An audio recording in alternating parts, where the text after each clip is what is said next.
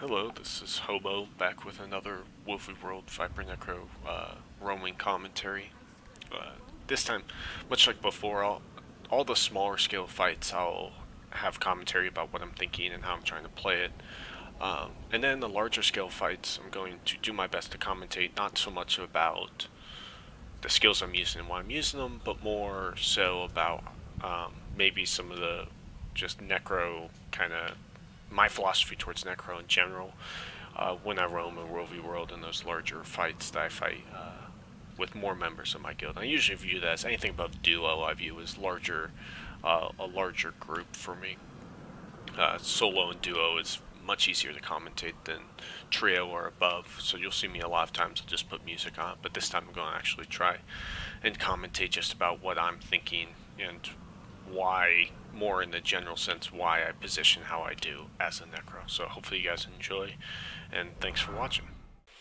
So in this fight I'm up against a Hammer Rev, and then a Power Mesmer comes in, although he doesn't do a ton. So right off the bat, I want to focus the Power Revs to get him on the back foot. I totally whiff my Death Shroud 5 there, which I'm really kicking myself for, but I'm still able to combo down the Revenant. And now I thought that I could get the pull right onto the Mesmer as well at that same time, but luckily he actually wastes his pull there when I have stability, or his push, so I don't have to worry about that. And then he eats so much cleave, he dies right next to the Revenant. So now I'm just trying to cleave him out before I have to deal with more, because I feel like more are going to be coming in here shortly. And you see I eat just a ton of damage from that Mesmer downstate, which kind of screws me over here. But I'm able to reset right as this Condi Mesmer comes in. And then I start off with just the Blind Field to try and interrupt any initial burst he had and hit him with a good Death Shroud 5-4 combo that I think ends up downing him. Yeah, so he goes down right there. And now, unfortunately, two more come in, and a Ranger and a DH at the same time are really, really tough for me to fight, especially when they're both burst like they are. I get Mysterious Rally here, but there's really not a whole lot I can do once they start to go for the reses especially. I try and cleave it out, but nothing I can really do there. They're able to res them up, and I get stomped out. So in this fight, I come up upon this camp, and you can see that there's just way too many TC for me to take initially off the bat, especially since D's AFK and spawn. So I kind of just, a lot of times my strategy in this situations is kind of tease around the edges and see if any decide that they have the confidence to come and fight me. Usually it's one or two. This time I believe it ends up being two that I end up fighting here. So I see that's really separated out, so I decide that, alright, now's my opportunity to actually engage this. So this Hell Energy comes in. I know he's Condi since I'd fought him earlier. Just get a couple swipes in. I try and kite out to make sure he can't just burst on me from stealth all of his Condis. Not like it'll totally matter because I can just transfer him back. But he pops his S really early. I try and time my little Death Shroud 5 there, and I'm able to land it perfectly right after he exits. But now a Necro's joined in, and it's also Condi. So now I have to be really, really careful with how I use Suffer and when I use that. So I'm still pressuring this this Scrapper, or this NG right there. And I land a decent freeze out right as he goes down. But they're able to get the res regardless, just due to the amount of guards on me and the pressure I was under. But the NG goes right back down, and now I decide that I just need to cleave this out to make sure he stays down, get a good fear off on the other Necro, and then I just go for the Whirl Cleave, and the Necro eats enough of it that he ends up going down. That is something I think Necros make the mistake of, is that there is a large area where you can get the Whirl Cleave that a lot of people don't use. If you stand around the edge, you still get the Chilling Bolts, it still hits them, and so you don't always have to move out. You can kind of tease around the edges if you want. So that was a decent 1v2 right there, I think. So this fight's up against a Condi Mesmer. And this Condi Mesmer had previously instantly mowed me from stealth, so a little angry at him for doing that, just because it doesn't take any skill on his part to do that. But he does play the matchup pretty well, so I think it was a good one to include. So I get to him, and I blow my heal relatively early just because I want to put some pressure on him right off the bat, especially when you can see I go into Death Shroud. Now, I dodge his Moa right there because I was on the lookout for it based on what he'd done previously, and I'm able to get transfer with the dagger off. So with the Signet build, a lot of times you'll see me blow signets, especially the run signet, when I'm a little bit low in health, but not too bad. And that's just because it'll give you that little bit of heal that allows you to sustain until your big heal is back up. But now I'm kind of in trouble, but I'm able to get my main heal off. And I know that as long as I get that transfer off, which I do, I'm able to pressure him then with Death Shroud. I'm not able to stun lock him there, which is my usual combo, but I do get enough burst off that he goes down, and then I use the run signet again to give myself the sustain to last through until he goes fully down.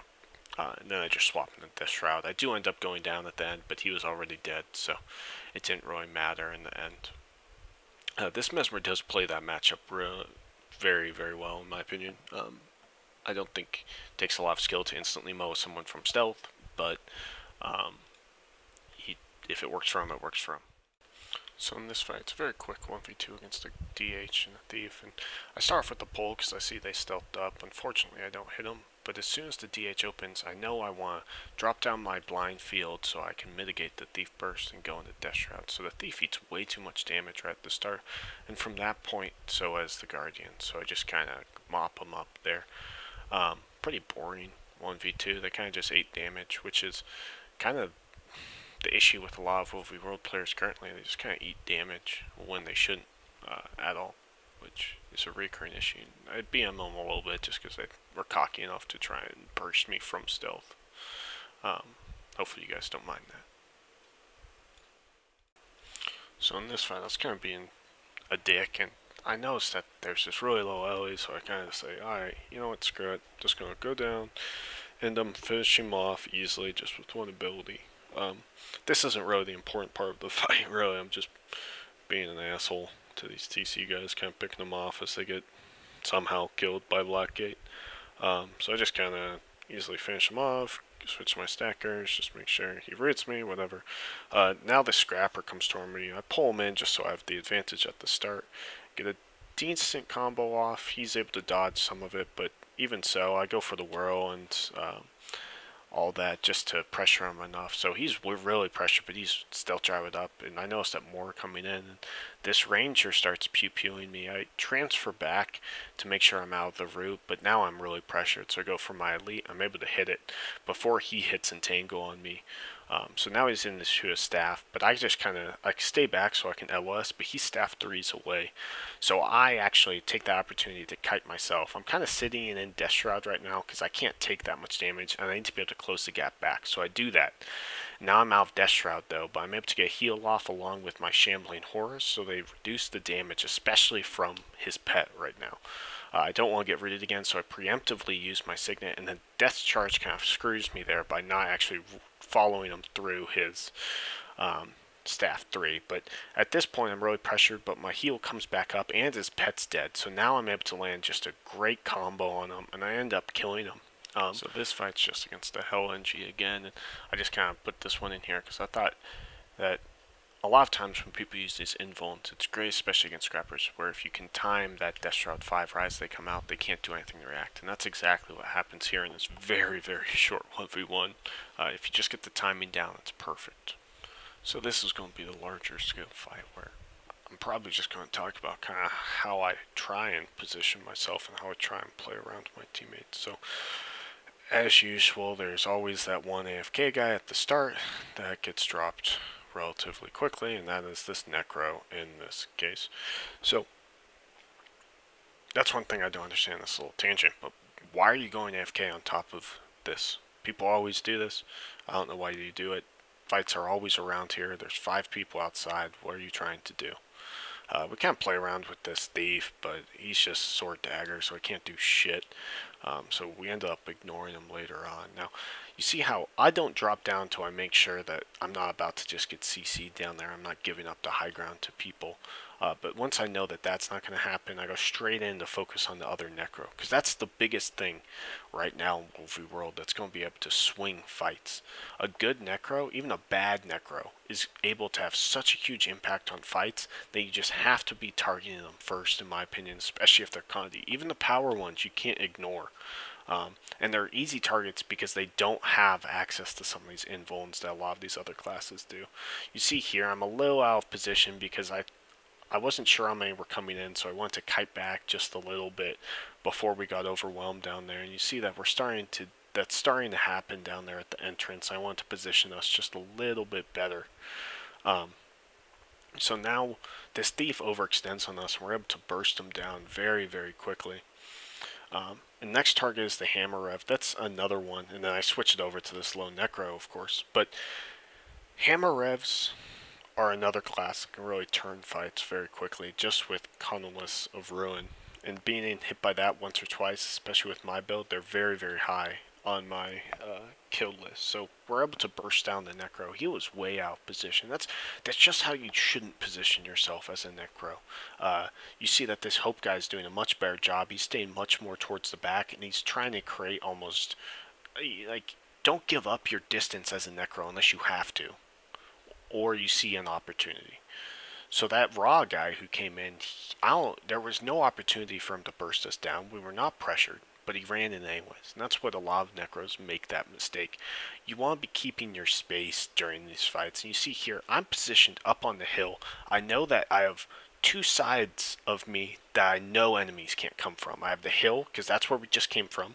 And then I know that no one can come from the mountain that's behind us. So perfect. I've now covered two of my sides, and I don't give that up until I know that we're going to be able to get pressure in on other people by doing this. So once people have stopped coming to me over there, we go into the middle of the camp, and this is where you really have to be careful when you're playing Necro. You don't want to be kind of just going full ham in there.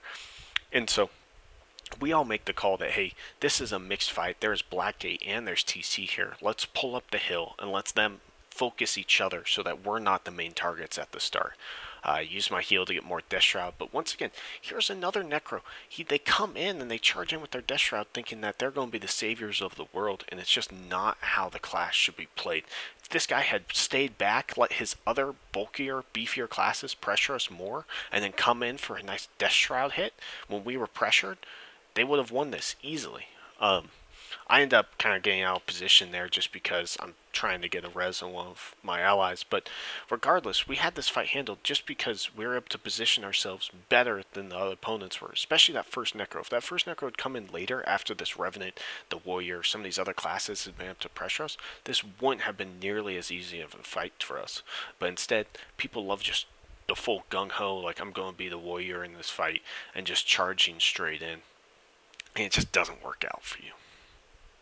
So here we're up against just 4 or 5, and this is kind of where you want to dictate the fight as a Necro. I don't want to play on these people's terms, I want to play on our terms. So we let them come all the way across the bridge so we know exactly when we want to open. They do get a stealth opening off, but after I use my Warhorn and Suffer, so I blow any Aegis they have, I go right into my Shout so I get stability, and then just go straight for a spin.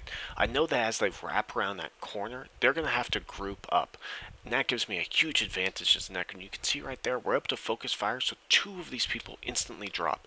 And they're non-factors. You know, as a Warrior, we're up against Warriors and another Warrior who instantly dropped. Granted, that's bad play by them, but we forced them into a situation where maybe they wouldn't be able to react in time. If we tried to chip away across the bridge, any Warrior can pop their Zerker stance in time.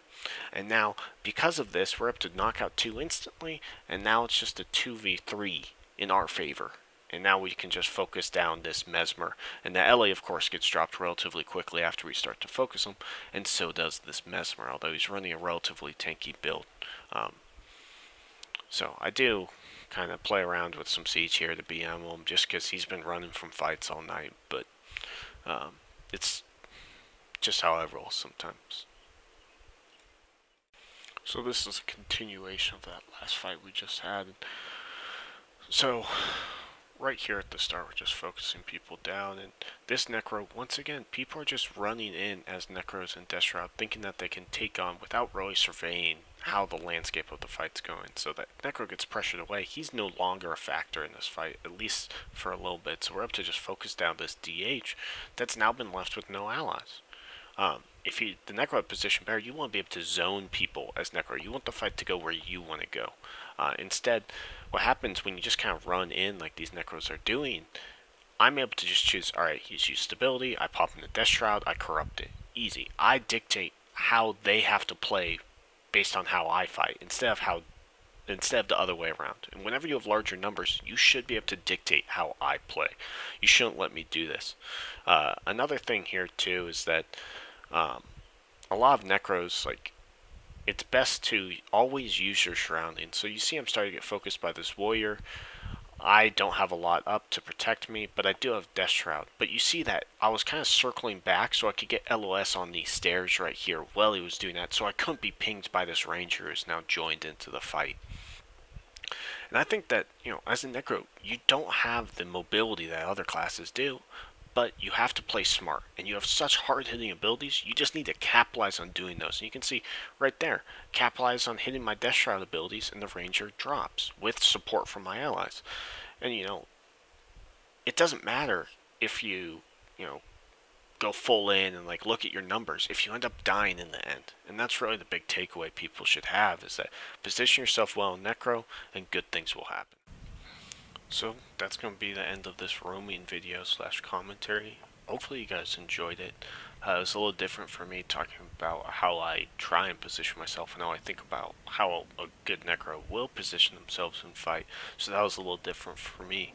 Hopefully you guys enjoyed it. Let me know in the comments what you guys think. If you want more of just kind of my thoughts about Necro style commentary, or the play-by-play commentary that is much more familiar for people, let me know in the comments. I appreciate all the views, appreciate all the love from my subscribers and anyone who watches my videos. So hopefully you guys enjoyed, and I'll see you next time.